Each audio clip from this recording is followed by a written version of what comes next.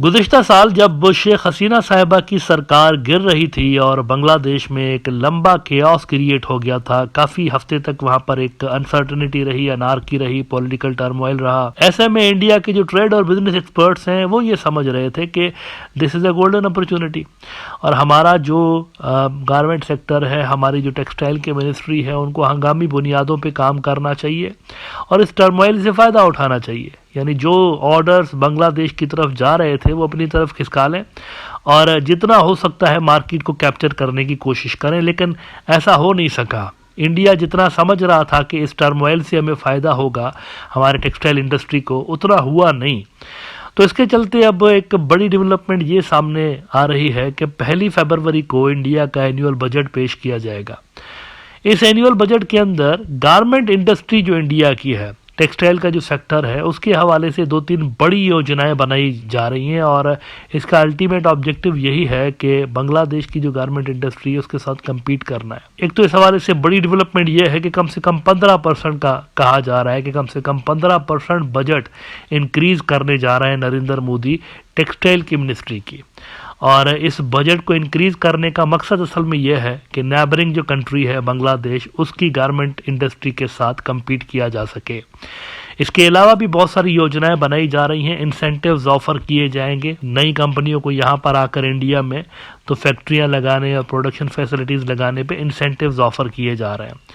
और वहाँ पर एक्सपर्ट्स को ये बिलीफ है, एक यकीन है उनको कि ये सारे इकदामात उठाने के बाद, ये सारे स्टेप्स उठाने के बाद एक पॉजिटिव असर पड़ेगा और बांग्लादेश की गारमेंट इंडस्ट्री का बड़ा शेयर वो इंडिया में लाने में कामयाब हो जाएंगे। अब उनकी ये असेसमेंट ठीक है या नहीं, इस पे तो थोड़ी देर में बात करते हैं, लेकिन पहले यूएस न्यूज़ की आप ये खबर देख लीजिए। आज उन्होंने लगाई है कि India to promote its textiles as political crisis hits Bangladesh exports, say sources. The government may also raise the allocation of production-linked incentives for the textile sector to around 600 million rupees from 450 million rupees for the current fiscal year, the source said. एकदम से उन्होंने, आप देख सकते हैं कि 150 million rupees इजाफा कर दिया है इंसेंटिव्स के अंदर। ये 1 फरवरी को होने जा रहा है और मजीद वो कहते हैं कि under this scheme the government offers tax incentives and other concessions to companies using to manufacture locally. Tariff cuts on raw materials such as polyester and viscose staple fiber along with textile machinery are also under consideration, a second government source said. Import tariffs are currently in the range of 11 to 27% on fiber compared to almost nil duties in Bangladesh, impacting Indian garment exporters. तो वो कह रहे हैं कि ये जो 150 million rupees का एक फंड अलोकेट किए जा रहा है, एक तो इंसेंटिव दिए जाएंगे और दूसरा टैरिफ को भी कट करने की कोशिश की जाएगी। इसमें वो एक प्लस पॉइंट गिनवा रहे हैं बांग्लादेश की इंडस्ट्री का कि उसमें फाइबर पे जो टैरिफ है वो तकरीबन 0 के आसपास है, तो है भी तो बहुत थोड़ा सा है कुछ कुछ चीज़ों के ऊपर, अदरवाइज 0 है। लेकिन इंडिया में वो कहते हैं कि 11 से 27% का टैरिफ है, तो इससे इंडियन एक्सपोर्टर्स को बड़ा प्रॉब्लम होता है, परेशानी होती है। इसको भी वो टारगेट करने की कोशिश कर रहे हैं। The ultimate objective is to take full advantage from Bangladesh political crisis. वो समझते हैं कि अफरा तफरी और केओस जो मचा है पिछले दिनों, इसके चलते एक गोल्डन अपॉर्चुनिटी है वेस्टर्न इन्वेस्टर्स को अट्रैक्ट करने के हवाले से। क्या ये तमाम इक़दामात कारगर साबित होंगे? क्या इंडिया की जानिब से ये सब जो सुविधाएं ऑफ़र की जा रही हैं, उसके बाद क्या वाकई कोई बड़ा डेंट एक्सपेक्टेड है बांग्लादेश की गारमेंट इंडस्ट्री के लिए? मेरा नहीं ख्याल। और मैं इसके कुछ टेक्निकल वजूहात आपको बताता हूँ जिसकी तरफ इंडियन मीडिया ध्यान नहीं दे रहा।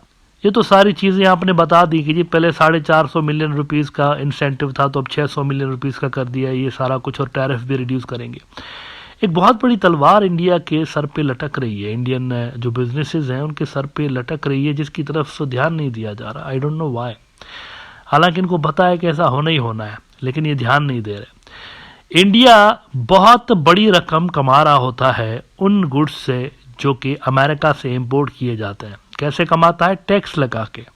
इंडिया टैक्स लगाता है। वहाँ से जो मशीनरी आती है, गाड़ियाँ आती हैं इंपोर्टेड, बाइक्स आते हैं, हार्ली डेविडसन आ गया, तो पता नहीं कौन कौन से उनके ब्रांड्स यहाँ इंडिया के अंदर आ जाते हैं, अमेरिकन ब्रांड्स। और बिलियंस ऑफ डॉलर्स की बिजनेस होती है इंडिया और अमेरिका के दरमियान, जो अमेरिकन कंपनीज करती हैं। आपको ये जानकर हैरत होगी कि अक्सर जो प्रोडक्ट्स हैं उनमें 100% तक का भी टैरिफ है। यानी कि अगर प्रोडक्ट की कॉस्ट 100 रुपये है तो उसके ऊपर टैक्स भी 100 रुपये है। इसकी वजह असल में ये होती है, एक तो सरकार इंडिया की ज़्यादा कमाना चाहती है, दूसरा ये कि वो चाहते हैं कि लोग लोकल जो वहाँ पर ब्रांड्स हैं उसको ज़्यादा ख़रीदें। तो इसके चलते उन्होंने महंगी करके रखी हुई हैं इम्पोर्टेड चीज़ें। अब इसमें इंडिया की सरकार बहुत कुछ कमा रही होती है। On the other hand India की जो वहाँ पर चीज़ें अमेरिका जाती हैं, इंक्लूडिंग ये जो इंडिया का गारमेंट सेक्टर है, उसकी सबसे बड़ी मार्केट यही है, वेस्ट और अमेरिका, उनके ऊपर टैक्सेस कम होते हैं। लेकिन अब जो एक मौसूफ तशरीफ़ लाने वाले हैं वाइट हाउस के अंदर, जिनका नाम है जनाब डोनाल्ड ट्रंप ने तो आने से पहले ही धमकी दी हुई है, जितना चार्ज करोगे उतना चार्ज करूँगा। इंडिया को कहा हुआ है इसने, जितना तुम चार्ज करोगे उतना मैं भी चार्ज करूंगा। ऐसा नहीं होगा तुम मेरे कंपनियों के ऊपर दबा के टैक्सेस लगाते जाओ और मैं तुम्हें छोड़ दूं, वो दिन गए। बिजनेस स्टैंडर्ड की खबर आपको दिखाना चाहता हूं। If they tax us we tax them.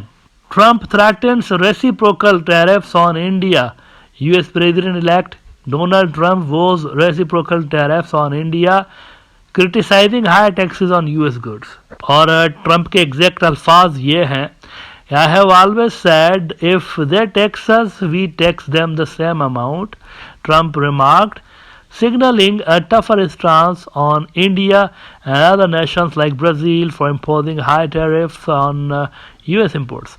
His comments formed part of a broader discussion on the state of US trade relations with major partners such as China, Mexico and Canada. तो आप यहाँ से incentive देंगे, लेकिन वो जो वहाँ पर आ रहा है व्हाइट हाउस के अंदर जो आ रहा है एक नमूना, वो तो कह रहा है रुक जा बच्चू, तुम्हारे प्रोडक्ट्स यहाँ आने तो दो, जितना मेरे प्रोडक्ट्स के ऊपर चार्ज लगाओगे ना तो उतना मैं भी लगाऊंगा। अब आप तो लगा रहे होते हैं 100%, कुछ आइटम ऐसे हैं जिसमें 100% लगाए हुए।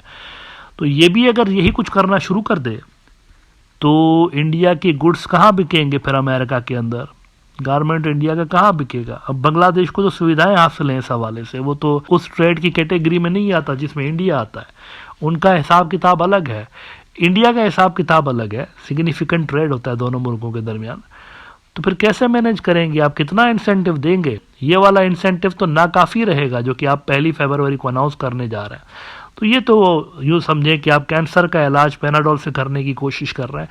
मसला तो इससे काफ़ी बड़ा है, जबकि आप जो सोल्यूशन प्रपोज कर रहे हैं वो तो काफ़ी कम है।